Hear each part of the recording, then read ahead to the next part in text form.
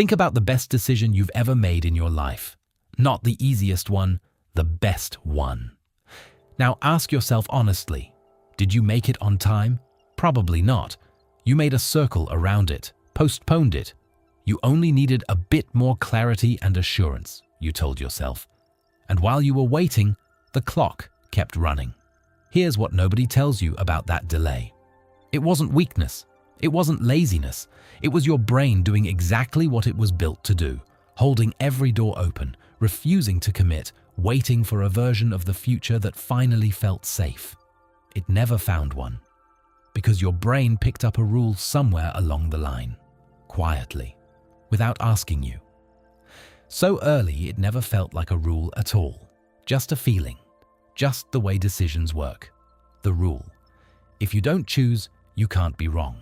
And so you wait. You reopen tabs, you rewrite the email. After adding both items to your cart, you return 2 days later without having purchased either. You do this on career moves, on conversations you've been postponing for months. You also do it on a Tuesday, over pasta versus salad. That discrepancy between seeing that a choice is minor and being totally unable of feeling that it is not a weakness in character. It's a system running the wrong software in the wrong century. By the end of this, you'll understand exactly why, and why the harder you try to get it right, the worse it gets. 1956, a small research lab. You walk in. The fluorescent lights hum with a low clinical buzz overhead. A researcher sits at a table. In front of him, a series of levers. A rat in a box. A food pellet is released by each lever, dependable, predictable. The rat quickly discovers this. Press, eat, and move on. Then one variable changes. Some levers give pellets, some give nothing, some randomly give 2. No pattern exists. The rat doesn't eat more. It starts pressing levers constantly, frantic, compulsive, checking, rechecking, unable to settle. Because what if the next one is the jackpot? Unpredictability didn't increase satisfaction. It destroyed the ability to stop. Cortisol, your brain's threat alarm. The brain switches from selecting to scanning as soon as confidence vanishes, flooding the system. That rat wasn't hungry anymore. It was stuck in a loop. There's a version of that loop running in you every time a decision feels impossibly hard. Sheena Iyengar and Mark Lepper, 2 psychologists, set up 2 jam-tasting booths in a supermarket in 2000. One with 6 choices, one with 24. The booth with 24 attracted more visitors. But when it came time to buy, people who'd seen 24 options were 10 times less likely to purchase than those who'd seen 6. More options, less action. This has replicated across career decisions, medical treatments, financial planning. The term is choice overload. What it tells us isn't that you're weak. It's that there's a mismatch between the volume of choices available to you and the cognitive machinery running them. Your brain wasn't designed to treat every decision as neutral. It is no longer able to separate heavy from light in a universe of limitless possibilities. So it treats everything as potentially heavy. Every choice carries a ghost of what if I get this wrong? And the brain, rather than risking error, stalls. Not weakness, a system trying to protect you from a threat it can't locate. And nobody talks about where that weight comes from. Analysis paralysis isn't primarily about too many options. That's the trigger, not the root. Think about what a decision actually asks of you. It asks you to predict an outcome you can't see, to accept you might be wrong, and to live with the version of reality you chose, which means ending every other version you didn't. That last part is the real weight. The emotional pre-experience of making a poor decision, sensed before making any decision, is known by psychologists as anticipated regret.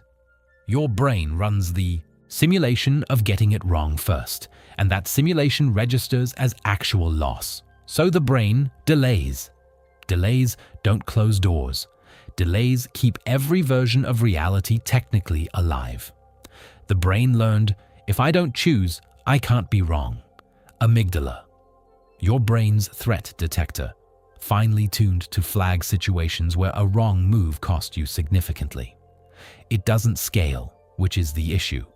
It is unable to discern between picking the incorrect hunting route and selecting the incorrect television program. Both register as decision under uncertainty. Both activate the same scanning loop. The alarm trips. The analysis begins. Without a clear endpoint, it just keeps running. Here's what makes this genuinely strange. Making any decision at all gets more difficult the more you care about making the correct one. You don't freeze over decisions that don't matter to you. You freeze over the ones you're trying to get right. The paralysis is a direct product of your investment, which means the most thoughtful, conscientious people are often the most disabled by the act of choosing. The harder you try to not be wrong, the more wrong feeling every option becomes. Every option appears flawed from some viewpoint because you have modeled the consequences so exhaustively, and every path is defective from some angle. A brain trained to find the flaw will find it every time, right up until the decision window closes. Not broken. Running a quality control process on decisions that don't require one. Does this happen to you more with small decisions or big ones? Drop it in the comments. And if this is landing, the subscribe button is right there. At 9 o'clock at night, you open a streaming platform to unwind. After 45 minutes, you're still browsing and feeling even more anxious since you haven't seen anything. You're writing a 3-sentence email. You've rewritten the opening line 8 times. 20 minutes gone. Still not sent. You need shoes. You find 2 pairs. Add both to your cart, return 2 days later, read 17 reviews, and buy neither. These are not intellectual failings. The same mechanism operating at various scales. Look for the finest choice. Model the incorrect results. Hold off until you have certainty. Certainty never arrives. Previous generations dealt with indecision too, but not like this. In 1970, a choice was bounded. You bought what the store carried. You watched what 3 channels aired. The ceiling on your options was low enough that the brain could see it. That ceiling is gone. Every decision now sits inside an ocean of alternatives. Reviewable, comparable, regret-generating. Every career path has a parallel version someone else is living, publicly documented. The options aren't just numerous, they're visible. The hardware hasn't changed. Today's decision-making processing architecture was developed for tiny, high-stakes, information-constrained settings. It was not built for infinite options and moderate consequences. When you drop old hardware into a new operating environment, it doesn't fail cleanly. It overworks. It treats the size of the decision space as a signal of danger. Not a character flaw, a calibration problem, but there's something I haven't told you yet. Here's the thing about the rat. It wasn't stupid. It wasn't broken. It was doing exactly what a rational system does when the rules stop making sense. It kept gathering data, kept pressing levers, because in an unpredictable world, stopping feels riskier than continuing. If you keep going, you're still trying to figure things out, which at least seems like activity. You are not so different. Not as an insult, as an observation.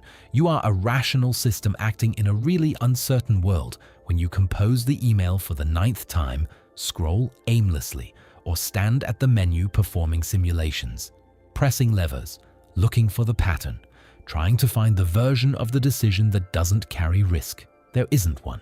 Every decision closes doors. Every choice is made from incomplete information.